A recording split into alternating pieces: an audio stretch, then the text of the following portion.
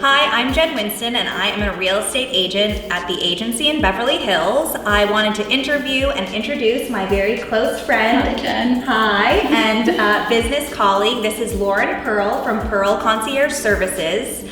She has helped my husband and I and many of my clients declutter, pack, unpack, and organize our homes. She's been a huge asset to me as well as my clients during the moving process. Mm-hmm. She's a very calming force, and she's really helped a very, what can feel like a very stressful time when moving. She's helped keep it calm, cool, and collected. Thank you. And I thought she would have a few tips to share with us. So thank you for coming, Lauren. Thank you for inviting me. It's really a pleasure. Always, anytime I get the chance to see you, it's a pleasure.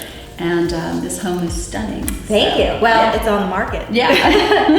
3394 Alana Drive. Lucky somebody. Yes. It's amazing. It's very beautiful. Yeah. First and foremost, tell us a little bit about Pearl Concierge Services. Okay. Well, from the time that I was a small child, I loved organizing, like putting books in order and moving furniture around. These things that I do now are things that I've always liked to do. But at a certain point in my life, when my kids were grown up, I decided I think I should start a business doing some of these things. So that was about 10 years ago, and it's kind of, it's grown, it's morphed, which is very cool. Mm-hmm. And I currently do a lot of things. I do a lot of organizing, decluttering, packing up clients from their homes or businesses, then unpacking them. Yes. So all of the above. Anything and everything. And I feel so lucky. I really do. I meet the nicest people. The clients you've referred to me, and all of my clients just really good people. So it's an honor, to help. It really is. Yeah, and you're just, I know from personal experience, such a huge asset to all of these clients. So Thank you're you. very, very good at what you do. So when you get a new client, how do you get started? Are there questions you ask? How do you kind of dive into the decluttering, packing, organizing of it all? A lot of it is diving in. I talk with a new client. Sometimes I come to their home or their office beforehand, but a lot of times after a conversation, I come and we start. And what I like to do is start in the worst place first. I like that. Yeah, worst first. You're like, let's really just get in there. Because if I'm gonna come, for whatever amount of time somebody has allotted to have me there, I definitely wanna start with the thing that's bothering them the most. Yeah. So I always ask that. Okay. And it could be any room of the house, but I mean, so many people work from home nowadays. So a lot of times it's a home office, a bedroom, a garage. It could be anywhere. It could be anywhere. But I like that you go to the most difficult place first, like rather than easing into it. Like let's just get right in there. And actually, the client gets their money's worth. Is that you're really doing the most difficult place first, and then from there you can kind of taper off. So I really like that. The thing that's hampering their lives, or it can get to the point where people don't want to have anybody over anymore. It's embarrassing. It's just very layered.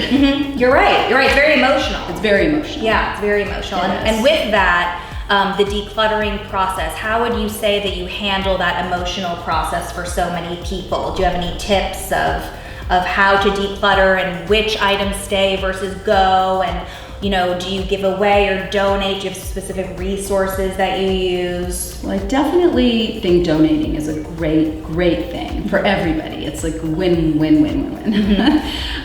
Because I know with a lot of clients, they're holding on to things that they know they really aren't going to use, or they don't want anymore, or they're ready to let go, but they don't want to. So many times people say, I'm not throwing this stuff away. And I say, you're not, definitely not, but how about sharing it? And donating it and get a tax write-off. Nothing wrong with that. But, mostly more than that is the knowing for them to know the feeling that their belongings are going to be beneficial or helpful or appreciated Yeah. by other people. Yeah, the idea of paying it forward. That's how I think. Whenever I declutter, and I love to declutter, I think, okay, would this best service someone else more than, it's servicing me? So, a shirt that's been sitting in my closet for 2 months, I would happily give it to someone else who might be wearing it over and over and over again. Right. And that makes me feel good about, parting with that item. Yes. What would you say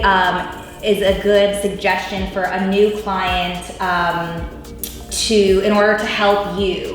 What would you say? Is it getting out of the way entirely?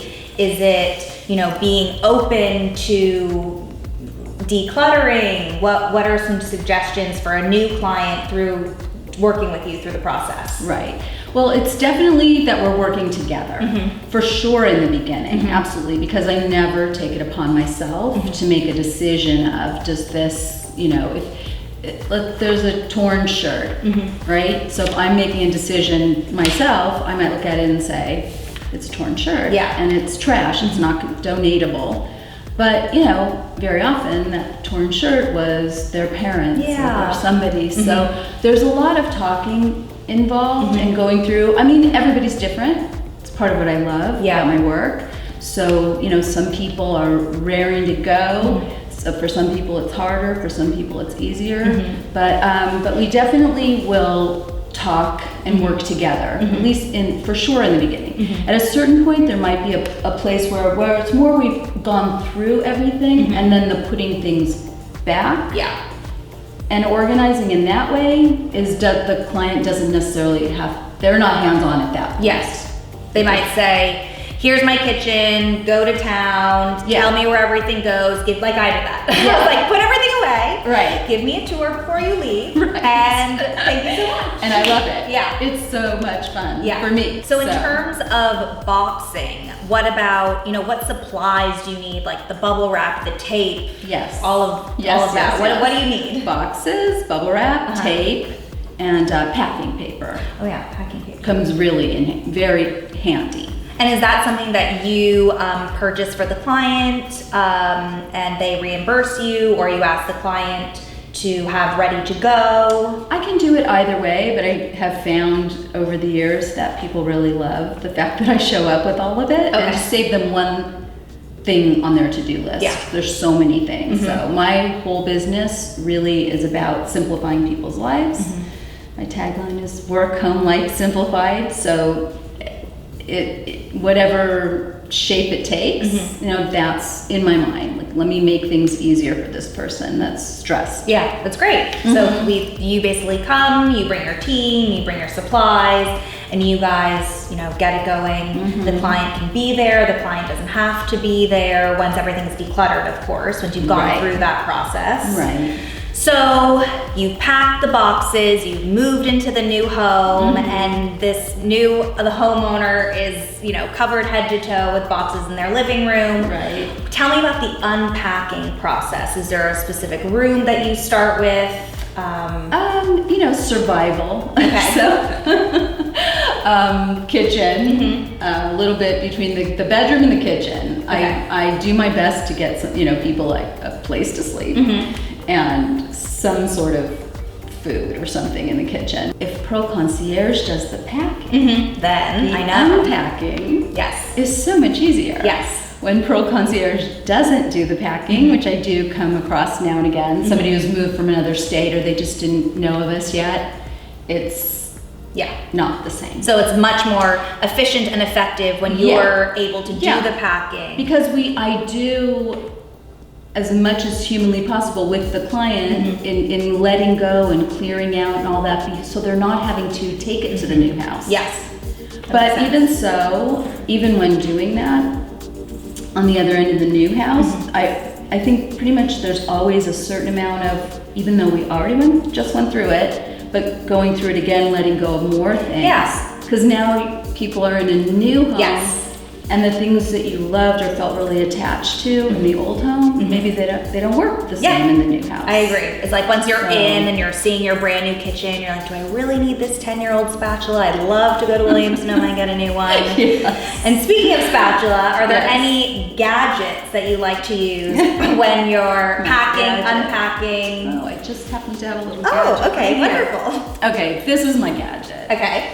This to me is the best gadget. I was thinking about, can I bring something or what are we going to talk about? But anyway, like when I come to a client, I'm sort of like this in the human form, because we know pretty much there's a time limit or a certain amount of focused energy going into whatever it is, the organizing, the decluttering. But especially for our clients when they're on their own, or working with family members or working with kids, this is such a great thing to set a timer. So I say one has to make a pledge to oneself to put the cell phone away. I love that. Yeah. And put the computer away and go old school. Teacup and all. It has to be this one. Okay. It doesn't have to be, but a timer, just an old school timer. Okay. And to know that, because part of the problem is that people feel very, very overwhelmed. It's like, I can't get the whole thing done, so I'm not going to start at all. Yeah. But 20 minutes or half hour dedicated and designated, a person can get a lot done. You're right. So I would like to set a timer for whatever it is, 20 minutes, I think minimum. And just know that that's your designated time. It's That's your not so designated overwhelming. time. It's not the entire day. there's a light at the end of the tunnel. You're not expected to be there all day. Yeah. And it really, generally speaking, helps people to focus. Yeah, that's smart. Yeah. I love that. And so I just love an old school timer. Yeah, no, I love that. It's a great thing. It's a fun thing for kids. Yeah. Because kids like, buzzing and beeping and stuff like that. And, a lot of the organizing jobs in our houses, in our lives, they're repetitive. There's kind of no way around it. Yeah. Like kids' toys.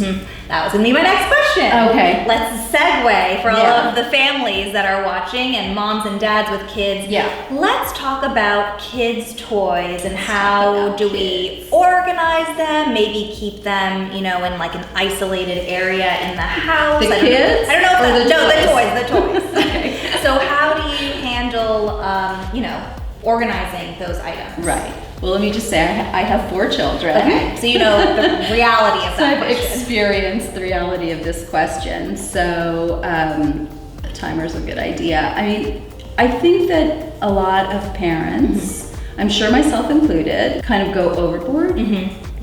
Not to be judgmental, but I'm just saying that there's sometimes so much stuff in a kid's room or a playroom that it's overwhelming to the kids too. They might not be expressing it. Yeah. Like, this is overwhelming, Mom. Too many toys. I don't know how many kids were going to say that, but... No, not that one today.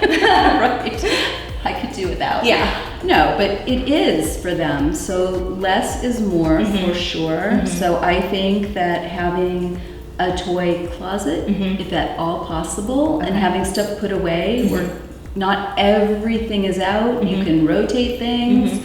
Or, kids get inundated with gifts from people who love them, and it's very, very nice. I would say put stuff away, have a certain amount out, and then, every so often, it could be once a week. Yeah. And to your point, is there a company that you like to use when donating toys? I really like Jewish Women's Council. Okay. Salvation Army. I like donating things to Beit Tshuva. It's a fabulous organization. I'm very open. So, a lot of times my clients will have, places that they're comfortable or they want to their church or to their temple, or it's all good. I feel like it's all good. Yeah, just donating is key, obviously, paying it forward. Yeah. But in terms of the kids, limit the stuff that's out, and then have it starting at a really young age. Children can pick things up and put them in a basket. Yeah. Clean up, clean up. I love that song. Exactly. Yeah. Exactly. Yeah. That song. Okay. Make it a game, make it fun, set a limited amount of time. Maybe it's 10 minutes for little kids. But start them young. Yeah. Start them young, because some kids will really love it and they'll tend to do it naturally.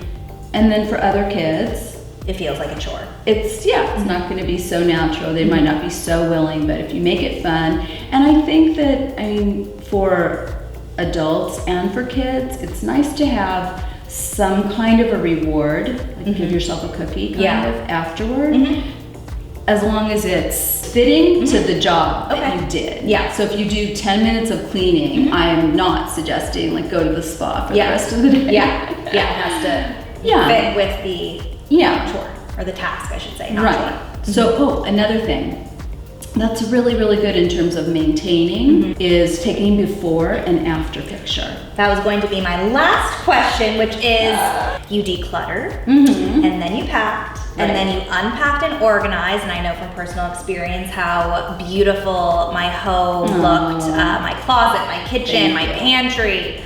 And how do you make this a long-lasting organizational experience? Right. For the best organizational experience, remember to take a before picture. Okay. I do that a lot with my client's permission. Yeah. And then take an after and put them up somewhere where you can see them. Yeah. Okay. Because I think it's really good incentive to see, you know, what it looked like before and how far a person has come with the after. And I do think that that helps people to look at it and go, I see it starting again. Yeah, because makes it sense. does. That's life. Like, I really don't want it to look like the before again. No, that makes sense. Like if I saw, if I had a photo of what my pantry looked like after you came versus now, I would be much more inclined to keep it in the Lauren Pearl way. It helps everybody. We're visual people. I mean, the more senses that you can involve, the better. So I do like the before and after pictures. How often would you suggest, spring cleaning or decluttering? And I'm sure it's different for every person, but is there a suggested time where you think, let's open up these, this closet and get rid of a few things? Right. I think spring cleaning is fabulous. Yeah. It's spring cleaning, it's cleaning for Passover, for people that celebrate Passover. And it's really, I think it's fitting in so many ways with Passover in terms of coming out of slavery. Yeah. And what we're cleaning specifically or searching for is like breadcrumbs or cookie crumbs. And we're not hostage to our things. Yes. And I see many, many, many people who are, and we can work together and it becomes, much, much less because people start to feel like free, really lighter. Free. I hear so many people in it, I love it so much, and clients will say, I feel like I can breathe again. I could cry. Yeah. I'm not gonna cry right now.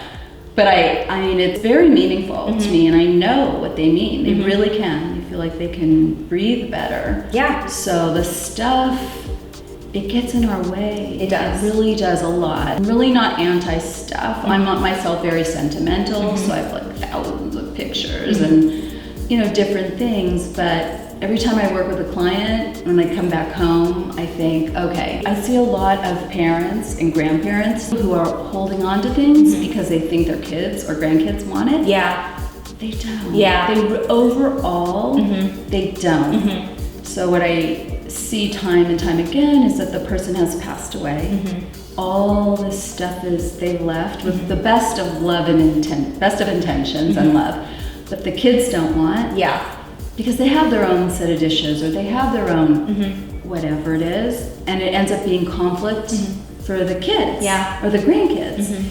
So that's been a real eye-opener to me over the years. So I feel like a good thing for all of us, really, especially once you have grandkids, you're older, is to share it. Yeah, share it, pay it forward. Share it with donate things or ask the people if I'm saving a necklace for my granddaughter, give it to her while I'm alive. Not to be morbid, but I'm just saying this is part of life. Yeah. Share it now, see the person enjoy it, and then people don't have to come in and take care of that enormous job Yes. when they're already dealing with somebody having passed away. Yes. I mean, I help clients where they're having babies and they're moving into bigger houses and they're starting their families, and then I work with clients that are older and they're downsizing because they've raised their families. So I love the sentiment, and I agree. I'm thinking of you coming back, feeling lighter, and feeling, walking in your home from a really crazy day and seeing my kitchen, everything's organized and in a certain manner that it just feels less chaotic. We have so much going on in our lives and we're moving so quickly every day, and just to come in and feel like your home is your sanctuary. I was exactly going to say home should be your sanctuary. And that's how you've helped me, make me feel that my home is a sanctuary. So that's why I wanted to come and have you come and be interviewed, because thank you so much. You just really have nice. Been such a huge asset to my personal well-being as well as to my clients. Anyone who has used your services has sung your praises. So likewise. I wanted to take the spring cleaning sentiment of April and have you come and give some tips. So thank you so much. Thank you very much. Talk to you soon. Okay.